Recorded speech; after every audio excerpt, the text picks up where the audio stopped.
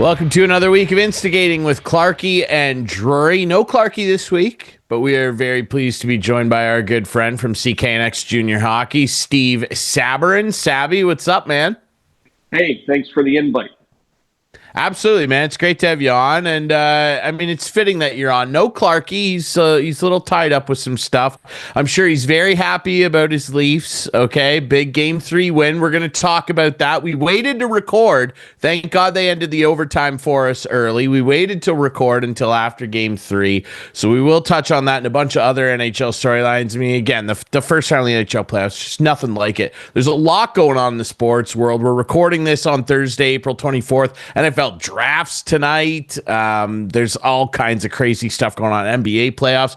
We're going to be covering all that and more in the coming weeks, but our focus firmly on hockey for good reason, Sabby. And let's start with the local scene before we dig into the national stuff. The Hanover Barons playoff journey continues as we record this, trailing 2-1 in the PJHL Schmalz Cup semifinals to the Napanee Raiders. A tough loss in Game 3 in overtime. They won Game 2 after dropping Game 1 on home ice. Tough loss in overtime. You and JK were down there for Games 2 and 3. Obviously, Game 4 will be Friday when the show airs. So if you've got the PJHL streaming, you can flip over and catch us there. Producer Adam, is at all of the Hanover home games for the remainder of the playoffs. And if you're watching this and missed Game 4 and want to watch it, it will be airing on Whiteman on Saturday. So stay tuned for that. You can catch the full action. Of course, if you're not watching, you can be listening to everything on CKNX AM 920 and CKNX.ca. Sabby, what's your read on the series so far? I mean, I was only there for Game 1, and I said after the end of the game not to panic, and I was proven right. You know, the Barons with a big-time bounce back. They suffocated the Raiders in Game 2. Game 3, a much tighter back and forth battle. At least that's how it sounded. You and JK sounded fantastic on the airwaves. It sounded like a tight one. Ultimately, what ended up, pushing the Raiders just over the line in overtime, in your opinion, in that game? Well, I think actually the key part of the game, Ryan, was in the third period. It was Hanover leading 1-0 and then took a too many men on the ice call. So the bench minor led to the power play. There was a crowd in front of the Hanover net. Hanover player fell on the puck in the crease. Penalty shot was awarded, and that's when Napanee tied it up. So that was the key point of the game. You don't take that penalty, more than likely you end up holding on for the win in that game. But with that being said, the overtime again dominated by Hanover in the early part. Sam Barrett run the puck off the crossbar. I mean, another centimeter and it would have been lower and it would have been in. And then a rush after that chance for Hanover. You know what they always say, good chance at one end, goal at the other. And that's kind of what happened in game number 3. Hanover really physically dominated. Once you got past that top line of Napanee, Hanover really worked the puck down low very well. They just couldn't get that second goal late in the game to create that cushion that is nice to have when you get to that point of the contest. If you go back to Game 2, that's what happened, is Hanover was able to score that second goal and keep the lead and build on that lead and ended up winning that game handily. But it's close. I mean, you get to this level, you're with the top 4 teams in the PJHL across the province, and, every mistake you make is going to be under a microscope, and you really have to focus on that too many men on the ice penalty, which was the tipping point for that one. Yeah, when you get to this point in a playoff run in any sport, you're coming up against, you're not going to be coming up against lower seeds and maybe teams that you saw all year and have maybe a bit of an advantage over in terms of strategy and lineup and all that. You're right. Like, the smallest little thing can tilt the series on its head. Ultimately, though, my read on the series is still that I believe Hanover is the deeper team in terms of what they can roll out throughout the entirety of their lineup. But the high end skill on the Napanee side, particularly their D-core, which we were talking an awful lot about in game one, their leading scorer in this playoffs is one of their defenders. You know, you look at that, and I don't know that Hanover has faced a D-core with 4 or 5 guys that can all really move around and make a good first pass. But again, it's like what you just said, Steve, with the mistakes. We're into the Final Four. You're going to be coming up against the best this league has to offer. And ultimately, I believe that this Barons team can adjust to that. I'm interested to see what they can put forth in games 4 and certainly 5, hopefully more needed beyond that. Again, though, I would say I wouldn't be panicking. I mean, it was a small mistake that ended up costing them in the overtime in game 3, and a small mistake that forced it into overtime. And ultimately, I think that they're going to be just fine. But you got to have game 4. You got to have game 4. You don't want to go back there down 3-1. Yeah, it's important that they're able to get the win on home ice. But the message to the crew after the game was clearly, hey, boys, don't hang your heads. You know, this is the playoffs. This is how it's going to be played out. Nobody expected a 4 or 5 game series, right? So you're in it for the long haul and just to keep on pushing. I will point out a couple of things about this series so far. Number 1, power play penalty kill. The penalty kill of the Napanee Raiders is very, very good.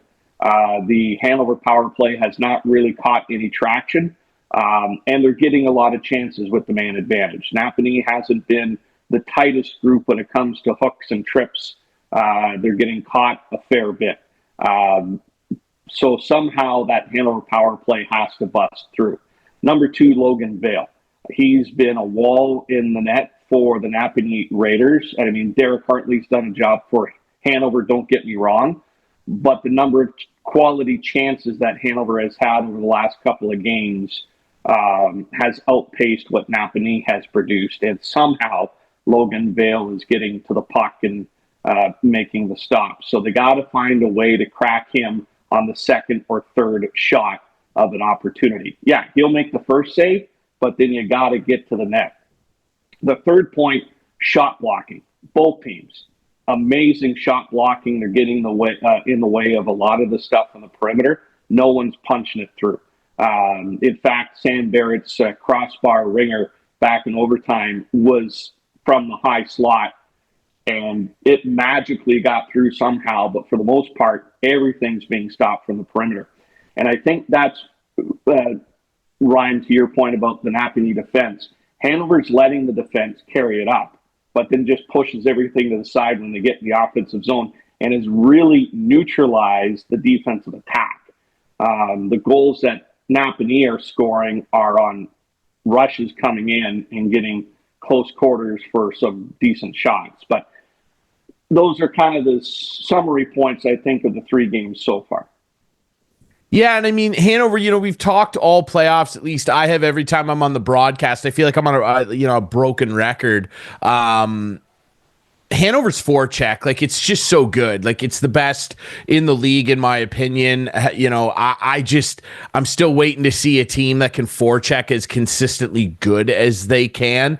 And at times, though, they can get feeling a little too good about the forecheck and get a little overzealous and get caught down low for those rush chances the other way. We saw that in the Aurelia series, mostly in game 1, because Hanover, you know, to Aurelia's credit, like, Hanover dominated the rest of that series. They played an extremely sloppy game in game 1. Not to take anything away from that Terriers team, who were a really fun opponent to watch and had a ton of skill, but that's where Hanover can get caught sometimes, is those rush chances. But when their forecheck is rumbling along responsibly, guys are able to be in good positions to back check and take away that neutral zone. no one does a better job along the walls and taking away the middle of the ice defensively and in the neutral zone. And that forecheck, when it's on, it's just rumbling. And like you can even see at times, like Napanee, as good and mobile as this D-core is, they are having trouble with it. And ultimately, I think that Hanover just needs to stick to what they're doing. You know, I said to you guys, I had JK laugh, and he told me you wouldn't remember the saying. I had you guys laughing after game one with a little idiom from the great Bob Dylan, when I said, you don't need a weatherman to tell you which way the wind blows.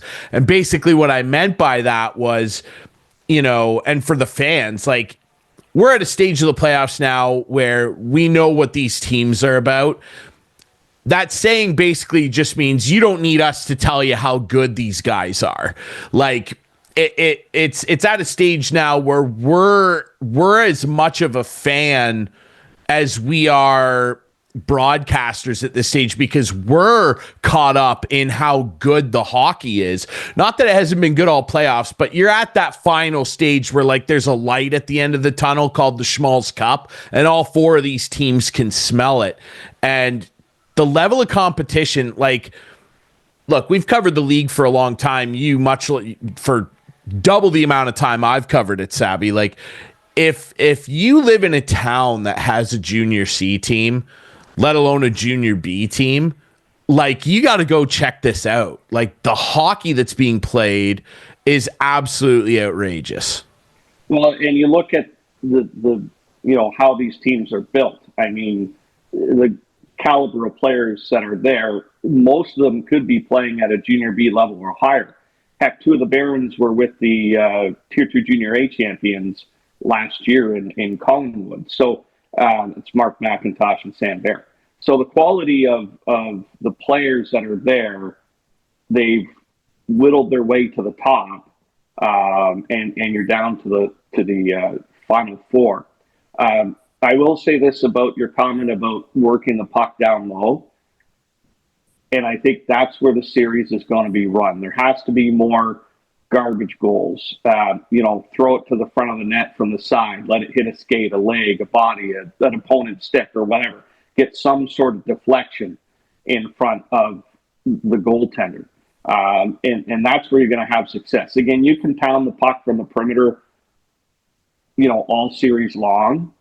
But first of all, you got to get it through. And again, the shot blocking has been incredible. Number two, these two goaltenders should not be letting in a shot from the outside. Like, if they see it, they're going to be able to stop it. So they got to get some sort of deflection and down low work to take control of the series. Yeah, Hartley and Vale, I mean, the two goaltenders have just been lights out good, and that's why a lot of those skill plays and those hard shots from the point where there's no traffic, like, they're stopping them. And then the two of them are so elite at this level that they're making those saves that, you know, like, you're not supposed to make, that other goalies just don't make.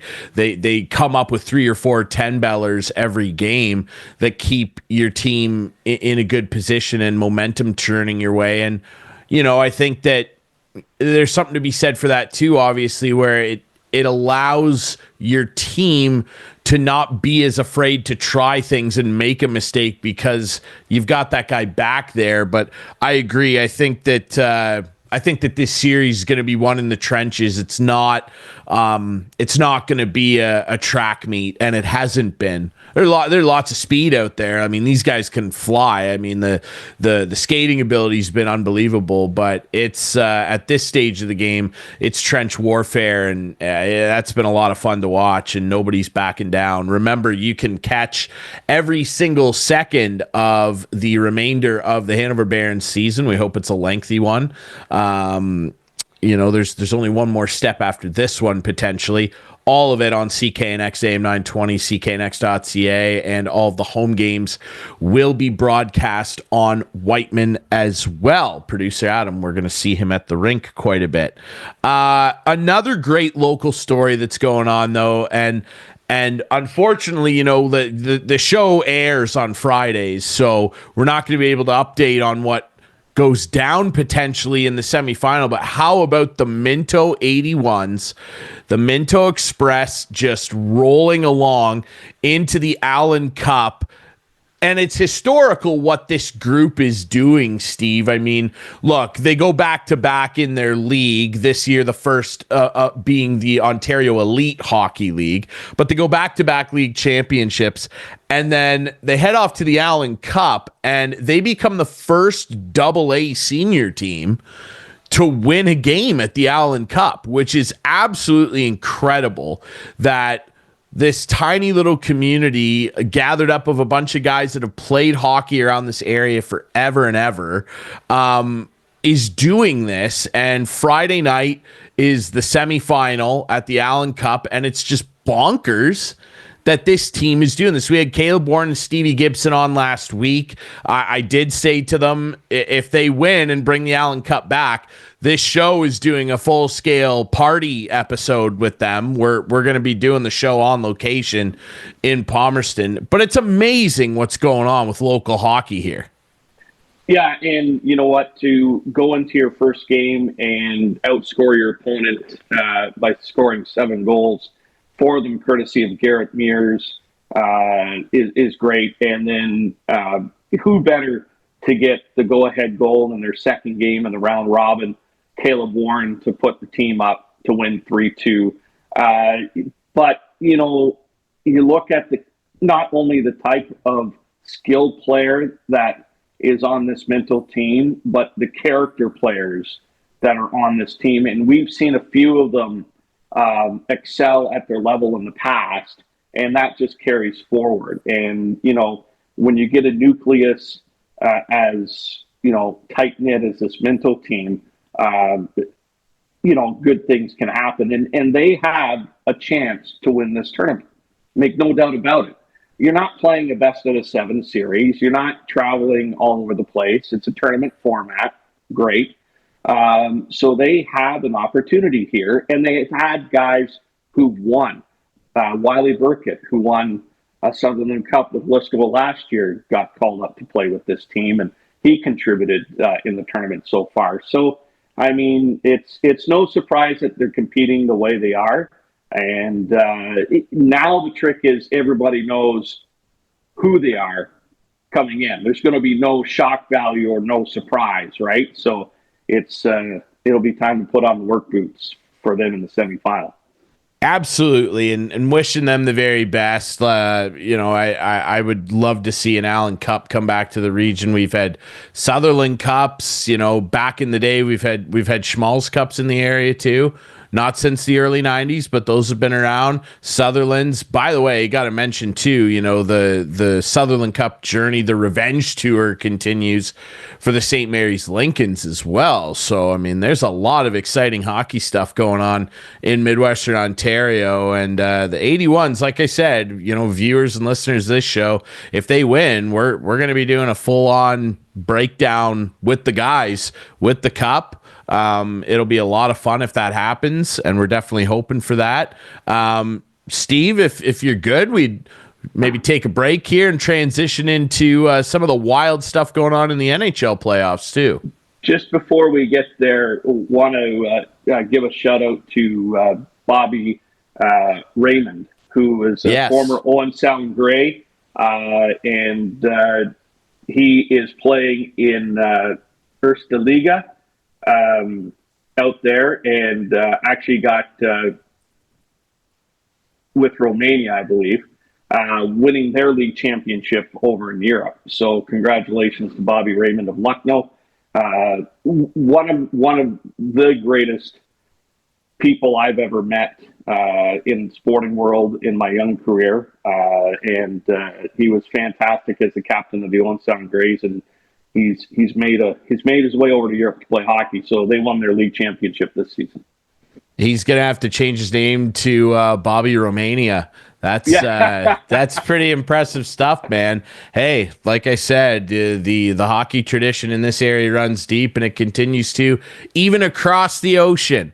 How about that? Well, across this break, We're going to come back and talk all about the NHL playoffs, including a big Game 3 OT thriller for the Maple Leafs. Man, they've got the Sens in a stranglehold after tonight's game. We'll talk about that next here on Instigating.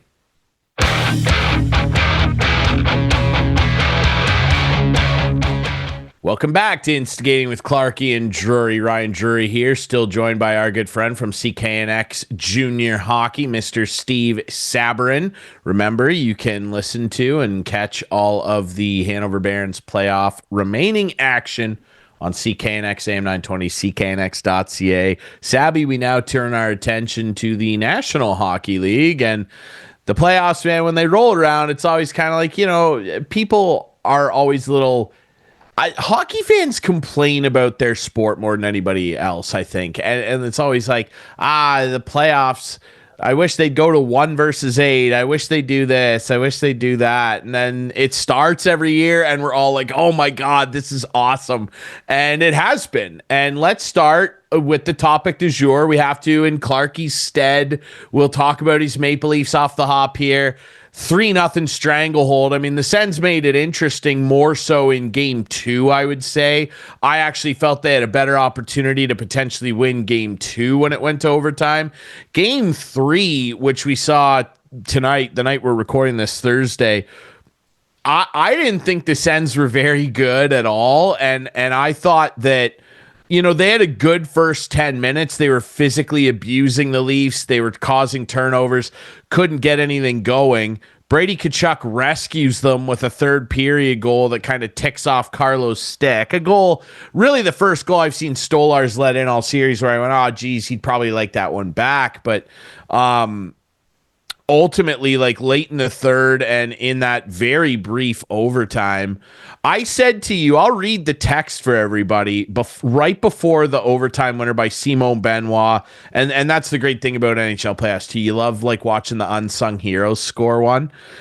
This is the text I sent to Sabby before the goal went in.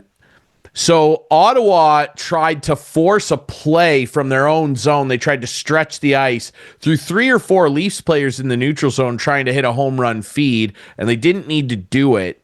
And it ended up coming back in the zone, and Ullmark made a save off Domi, the Game 2 OT hero, setting up an offensive zone draw. The Leafs won clean back to Benoit. He snipes and scores. When right before that faceoff, I texted Steve Sabourin, who's right here with us.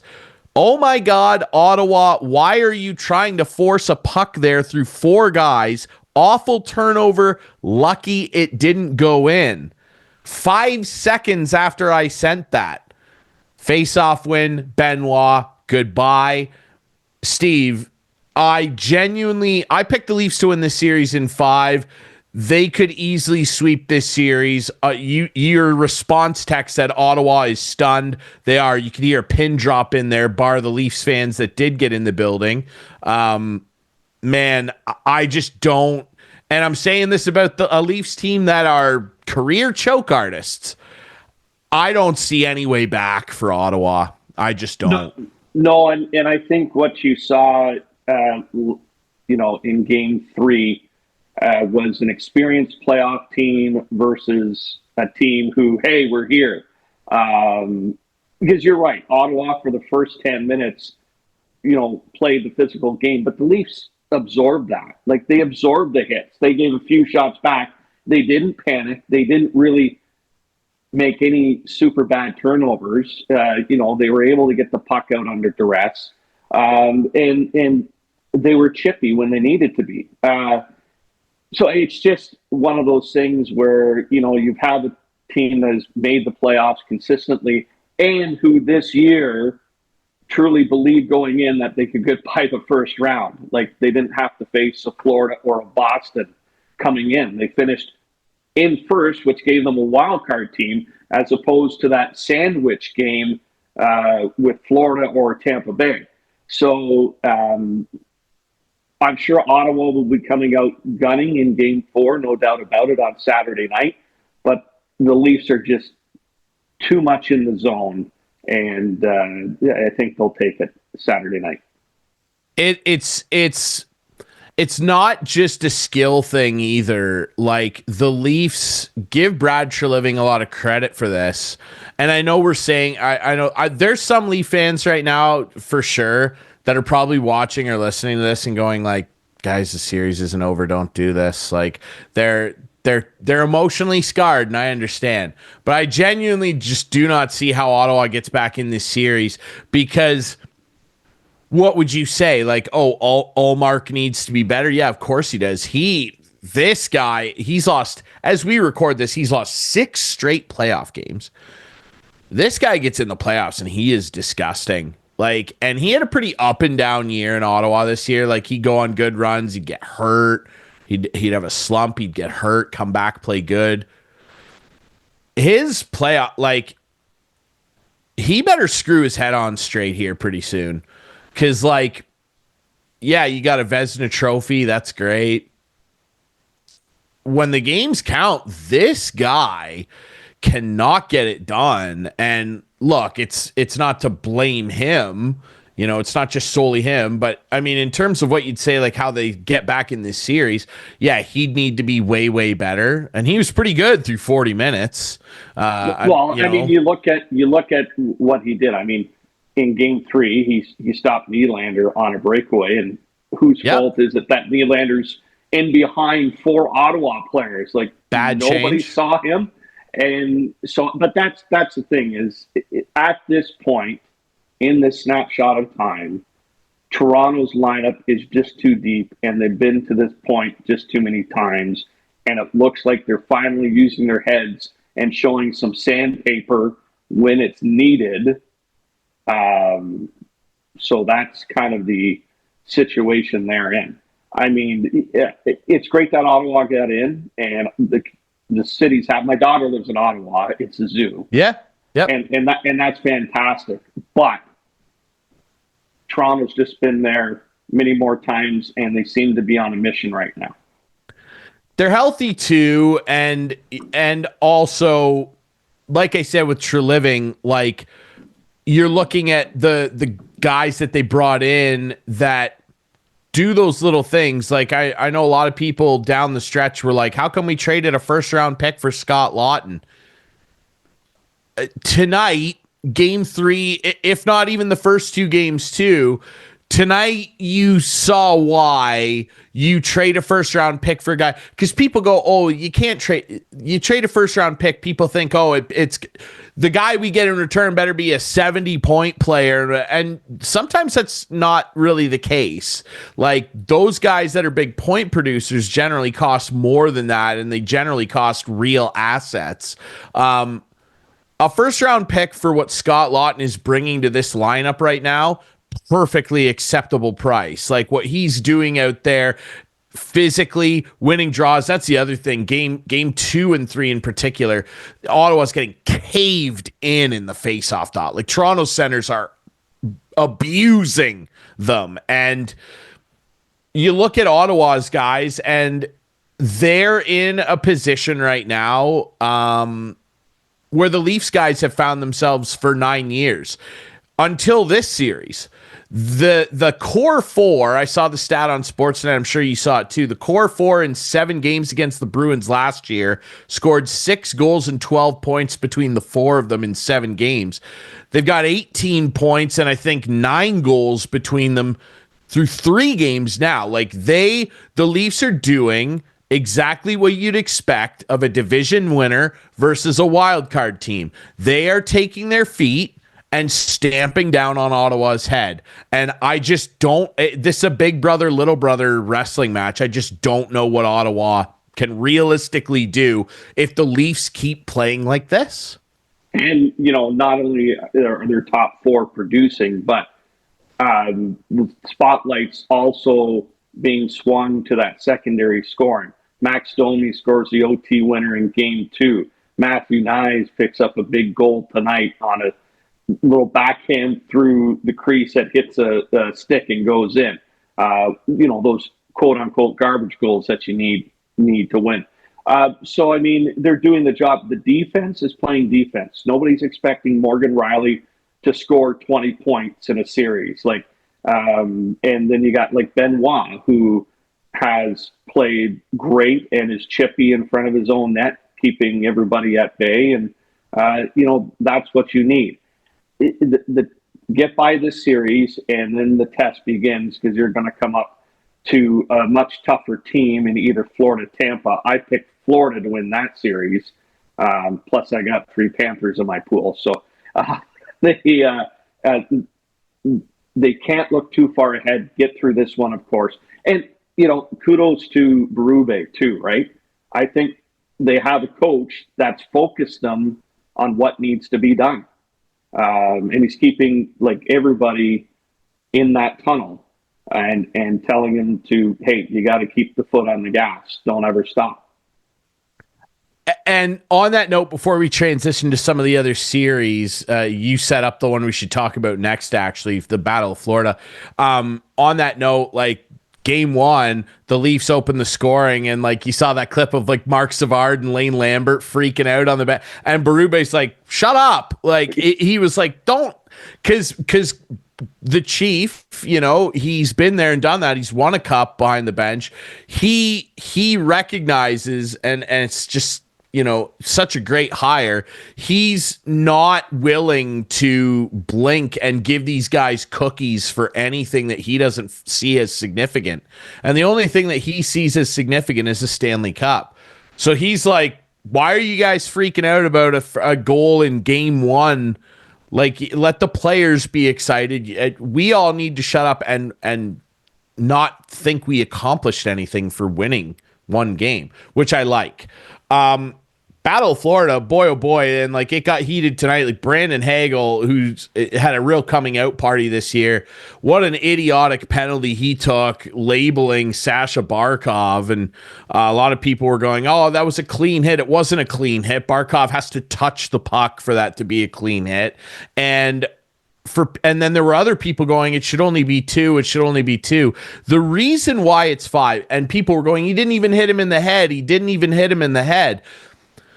We have been so toxically poisoned mentally as hockey fans since Matt Cook started taking guys' jaws off. And I mean, guys were doing it long before Matt Cook, but Rule 48 is the Matt Cook rule because he was the guy, right? We've been so poisoned by that we forget that dangerous plays and dangerous hits don't have to involve someone getting hit in the head. And Hagel, who I would love to have on my team, he made a bad decision here.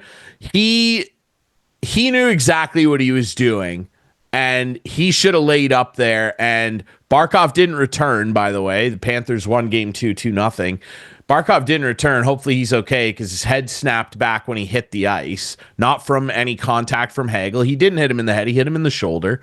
But it's a blatant interference, and the reason he gets 5 but not a game misconduct is because the referees deemed it, and they reviewed it. The league office reviewed it, and they deemed that it was a dangerous play, but they didn't give him a game misconduct for a head check.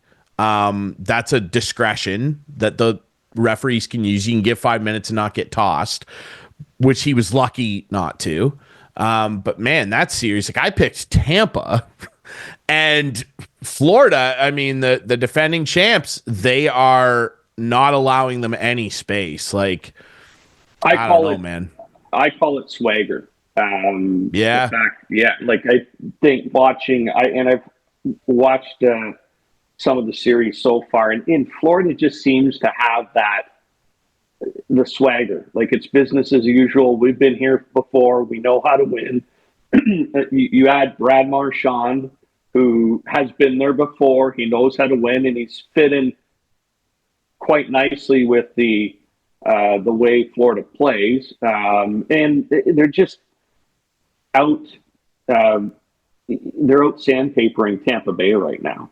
And you have 2 great goaltenders in the crease, so scoring is going to be at a premium. So it'll be exciting down the stretch in that series, but I think Florida's going to eke their way out of that one. You just got to question whether or not Tampa Bay is going to tenderize them enough for the Leafs to put them away in the next round. Yeah, that's what Leaf fans are hoping for. They want it to go 7. What I wonder too, Tampa, like they've done all the same things you just outlined with Florida. They've won before. They went to 3 straight cup finals. Like they got guys that are all-time playoff performers.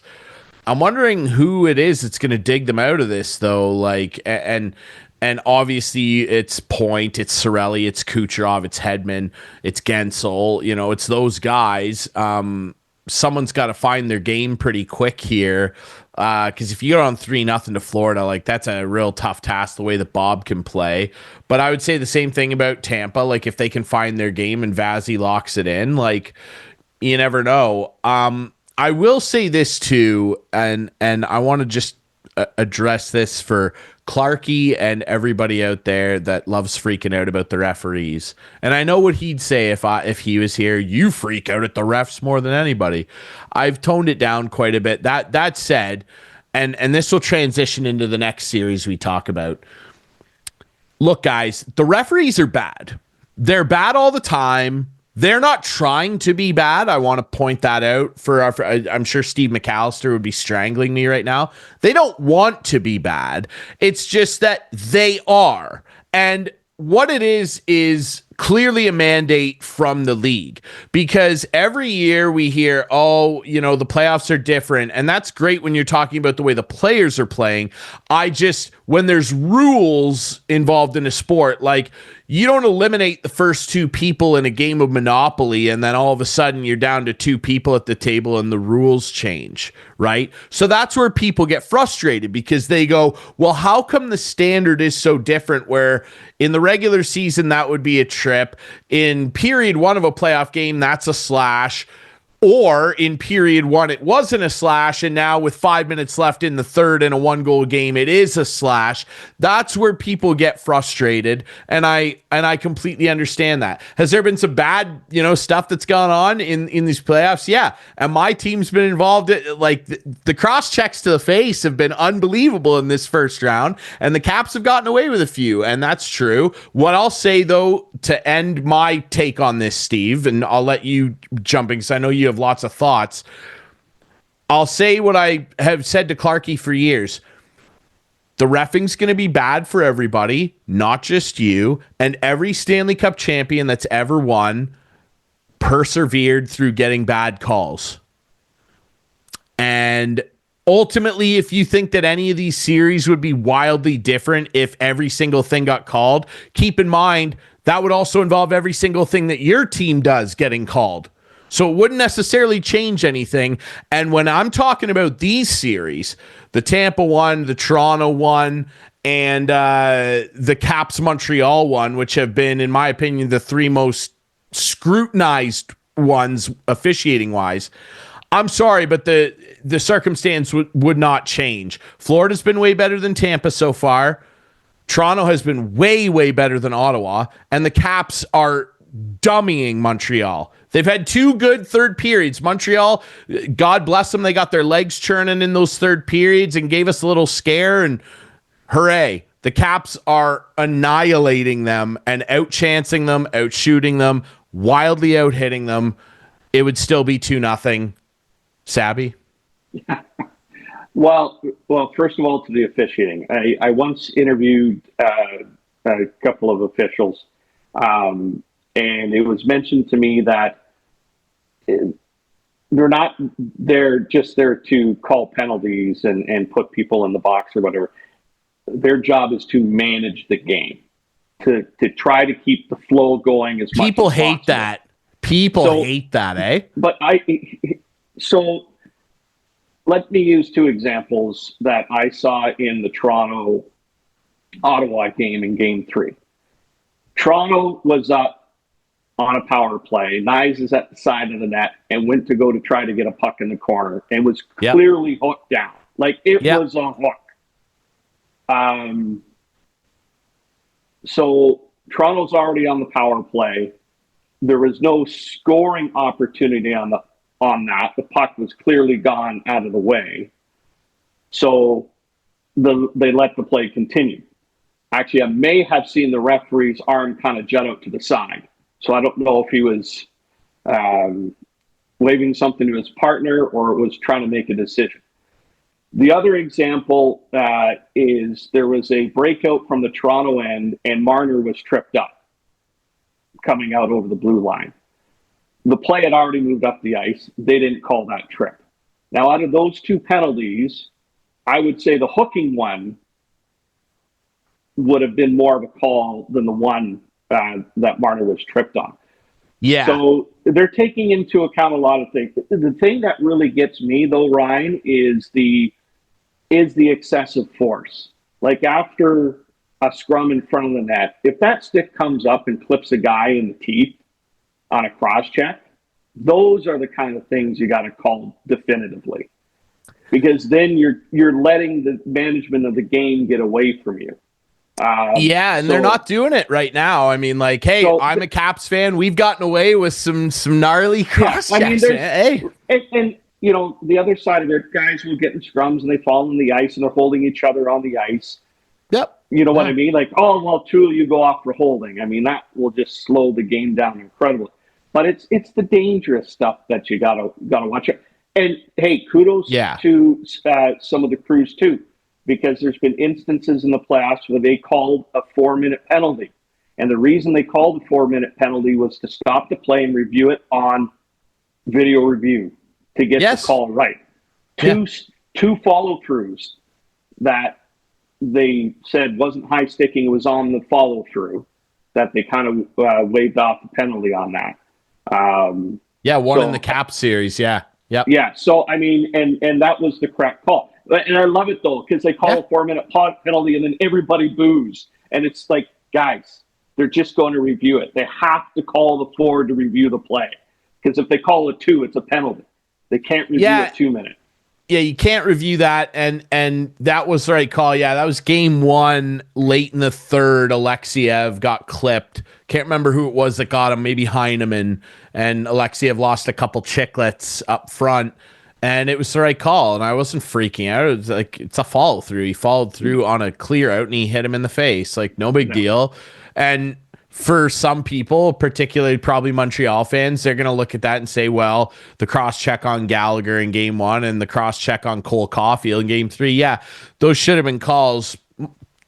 I understand. Look, in game 2, I could look at somebody who was having that argument and say, how about during the power play that Washington didn't score on, and John Carlson got slew-footed by Josh Anderson? That's one of the best defensemen that's one of the best defensemen in the league, and he got slew-footed. That should have been an automatic 5-on-3. The Capitals shook it off, and they won.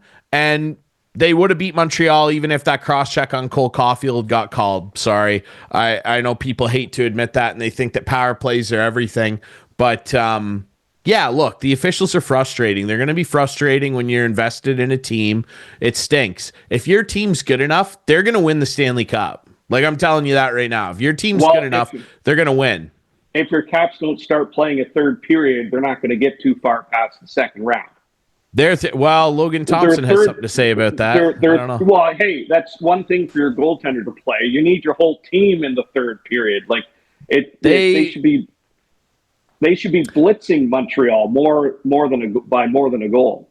That's the thing. That's the thing, though, that, you know, that's the double-edged sword when you're looking at any team that we're talking about in playoff scenarios. On one hand, you'd look at those third periods, and I was frustrated with them for sure. Less so game 2. I actually thought game 2 was fine. Montreal was just throwing everything at the net, and for the most part, the Caps were keeping them to the outside. On one hand, you'd go, hey, that's a bad third period. You can't keep doing that. Well, on the other side of the sword, though, I'm sitting here going, well, they have mostly dominated them. They've wildly outchanced them, and they're up 2-0 in the series and haven't played their best. So that's a sign of encouragement, too. Keep in mind, too, you know, Washington's without 2 of their best players. Martin Fehervary's out for the season, which is a huge hole on their back end, and Alexi Protas hasn't played yet. I hear he's going to play in game 3. He'll be a game-time decision, but that's a 30-goal scorer that's not in Washington's lineup, and they're up 2-0.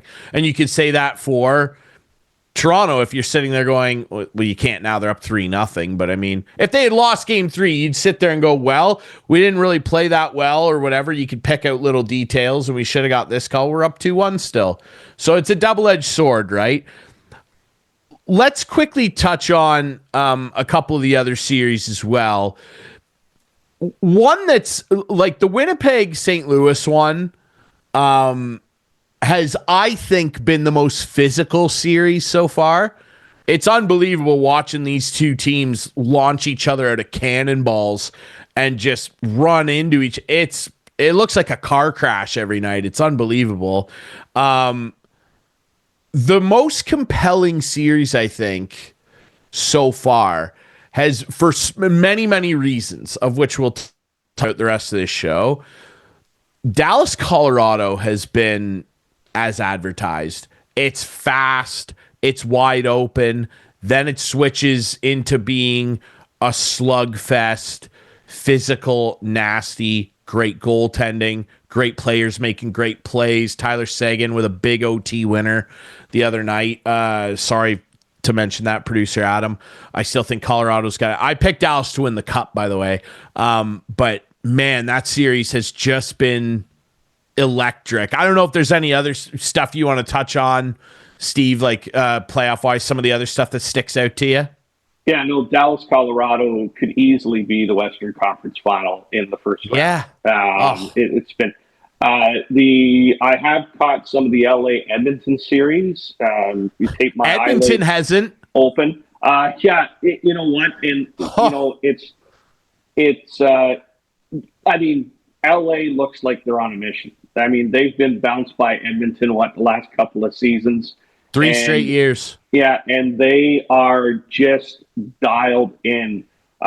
You look at the eyes of like Quentin Byfield, Drew Doughty, Kopitar, you know, some of the guys in there. Like they remind me of the Kings when they're playing the Chicago Blackhawks when they won the Stanley Cup back in the day. They just seem to be in unison. Everything from blocking shots to keeping, you know, the top dogs of the Oilers to the outside to the transition game on a turnover. Edmonton's defense looks scattered and lost, and really relying too much on their two big guns to try to set them up. So, you know, if Edmonton can't win Game 3 at home, they're in big trouble. Yeah, that's the other one I wanted to touch on too. Man, the Oilers, like, they're banged up. They're not healthy. You can tell Ekholm not being out there is like really rough on them, particularly on a guy like Evan Bouchard, who's not a great defender to begin with. Like, does amazing things out there, and the power play can sizzle, but Ekholm really does a lot for him. Stuart Skinner is a man lost in the bush right now. Like, he's in Thunder Bay somewhere, buried in the bush, man. Like, I don't know what that dude is up to, what's going on with him. He had a great playoff run last year. I don't know. I personally, I'd throw Pickard in there in Game 3 because he's been so poor. Like, give LA all the credit in the world. I mean, especially the 6-2 game. They're just roughhousing Edmonton. That said, like, there's some goals that are occurring that are leaky that maybe if that save happens, it's still a 2-goal game or you keep it within 1, and they're just not happening. I think they got to turn to Pickard just for a different look because you don't have time to guess. Like, well, maybe Game 3 he'll get it together. You don't have time for that if you're Chris Knobloch. I'll say this too, and he gets picked on a lot, and I feel bad because I love the guy. He was a great junior player. His sister's an all-timer, or his cousin rather, I believe, Sarah. Darnell Nurse, I know he's an easy target out there, and when things go wrong for Edmonton, he's their Marner. Like, he eats a lot of crap out there. but he also does make $9 million. Like, and what he's bringing to the sheet right now. And again, I'm not telling anybody I'm not revealing some big mystery here, but you need guys like that to not be playing like this. Like, he's getting caved in his own zone. And that's just eye test stuff. If you look at the analytics too, it's not friendly for him right now. And obviously they're not losing solely because of Darnell Nurse or Stuart Skinner or Jeff Skinner or many of those other guys. But I think that people will rightly have a leg to stand on in terms of having a good hard look up at the press box at Stan Bowman and going, what exactly were you trying to put together here? Because this did not work out well. But if you look at again, just the way these games so far, and you look at the way LA breaks out of their zone, it's in unison. They're almost like a Spartan line. Everybody knows where they need to be at what point in time and where the puck is going. Edmonton is, hey, give it to McDavid, give it to Bouchard, give it to a guy who will carry it in deep for us, and then we'll catch up. Like, there doesn't seem to be any rhyme or reason. It's very scattered. And all LA has to do is swarm the puck carrier, knock them off the puck, and they go the other way. It just seems that easy for LA. Yeah, it really does. And they conversely are getting great performances out of everybody. Darcy Kemper's revived his career. Nice to see trades like that, where it works out really well on both sides. Like, Kemper from Washington revives his career. Dubois, lost cause, unbelievably effective player for Washington. But then if people who go to bed early after Eastern Conference games aren't familiar with what Adrian Kempe's been up to the last couple of years, that kid, you talk about an unsung hero out there. He is playing out of his mind. Like, what a weapon he is. And people that are staying up late and watching these LA games, you can't avoid seeing him. He's on the highlights. Got 3 goals, for God's sake. He's been unbelievable. And Kuzmenko, the dusty old toy that got tossed around the league this year, he's effective for them. They utilize his skill set on the power play, and that's all they need out of him. They don't need him to go out there and defend. He's not gonna, and they know that. LA's playing you talk about the teams. Toronto and LA are dominating their series more than any other team is so far. Toronto and LA are dominating their series. Washington would be a close third. I would push Washington in there for sure. There's just those third periods take them down a notch for me below the other two. Yeah, I will say that watch out for Minnesota. They could be a sleeper. Jeez. Definitely not what you would expect. Again, Vegas finishing, a little higher in the standings, and with all the skill they have and the experience that they have. Division winner too. Yeah, I still think Vegas will eke out, slip through that series, but it may be a little tougher than what people think. And Winnipeg's got to be careful with St. Louis. If St. Louis gets on a heater again, they don't let them do that. No, they find their playoff feet and watch out. So, but I'd expect you'll see in the East, Toronto, Florida, Washington, Carolina as your final 4, and in the West, you'll have Colorado, Winnipeg, Las Vegas, and I hate to say it, but the Kings. Yeah, it looks that way. Just based on play. Yeah, for sure. It's been interesting. All right, we'll take a quick break, come back, wrap things up with the Couch Potatoes here on Instigating.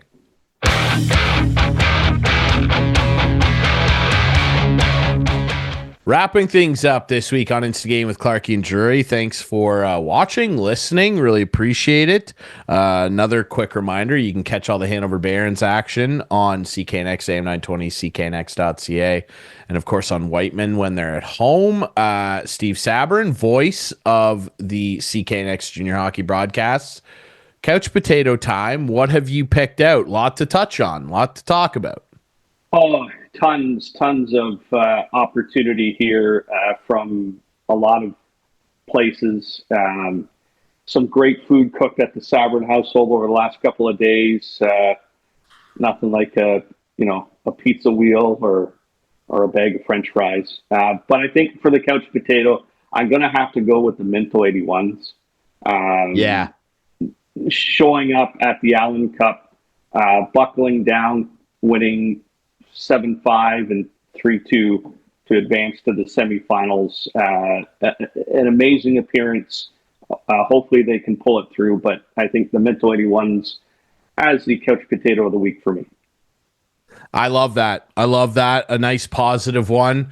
I have a positive one as well. Shout out, though, before I reveal my real couch potato, to the harmonica ladies in LA.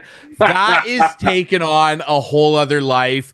I can't believe the harmonica ladies. Like this, if you don't know what I'm talking about, the Kings have, I believe it's it's something like the Korean women's harmonica choir playing. There they are playing the national anthem with the harmonicas. It's outrageous, and it's taken on a whole life of its own. They're like their good luck charm now. Like they can't get rid of the harmonicas. Like they got to do it every game now. Well, if you noticed in the first game, they were in their traditional costumes, and then in the second appearance, they were all sporting the Kings jerseys. So, they've embraced it. I love it. It's really something. But my real couch potato, because it's a weird one, but they're embracing it, and that's their thing. And there you go. Shout out to, there they are, the harmonica ladies. One last look. But my real couch potato, and producer Adam will be happy. How could it not be Gabriel Landeskog? Gabe's a babe, and he's back. 1,096 days, I believe it was, since his last appearance, which was in the Stanley Cup final when Colorado won in 2022. It's absolutely bonkers with the crazy knee injury that he got, had a tendon cut, and then had an experimental procedure done on his knee. For this guy to come back, and we've heard the last couple of years, there's rumblings Gabe Landeskog is like going to try and make a comeback. And then last year it was he's skating around with the team. There was that clip of him showing up at the practice facility one day, wheeling around with the guys. And I was like, that's great. Good for Gabe. Then about a month ago, it was like Landeskog might play in the playoffs. And it's like, all right, we've been hearing about that, and then game one, it's like, this guy might play. And then they wheel him out there in game 3 finally, and it's just absolutely nuts. The reception he got from the home fans was absolutely incredible. For this guy to come back and do this, and his first shift, he labeled his former teammate Mikko Rantanen as well and laid him out, and I thought the roof was going to come off of that place. Gabe Landeskog, you are 100% my couch potato. We love stories like this, persevering. That's a cap. Look at him labeling Rantanen. That's just so funny. What a warrior. Gabe Landeskog. Gabe's a babe. You are my couch potato of the week. Producer Adam, I'm sure he's very happy. Would have been an emotional thing to see. Great stuff from Gabe Landeskog. All right. Adam pulled the longest clip possible of that. He had to. He had to make it the longest screen time. He should, because it's a great story. It's an awesome story. I'm so happy for it. Yeah, we didn't show. We wouldn't have been able to. I'm a softie. I cry at everything. Like his wife, when he skated out, I was bawling. It was so amazing to see that. Really cool stuff. All right. Thanks to everybody for watching and listening. Remember, you can watch us Friday nights at 9, Sunday nights at 8. with our friends on Whiteman TV. That's channel 6 for Whiteman subscribers. We debut on our YouTube channel Friday nights at 9. You can follow us on social media at InstigatingPod. And you can find the podcast version on all your favorite podcast apps. Best of luck to the Hanover Barons. Best of luck to the Minto 81s. How about that? And you can hear all of that Barons action again on CKNX with that man right there, Steve Sabourin, Johnny K, and myself. We'll be back next week with more Instigating.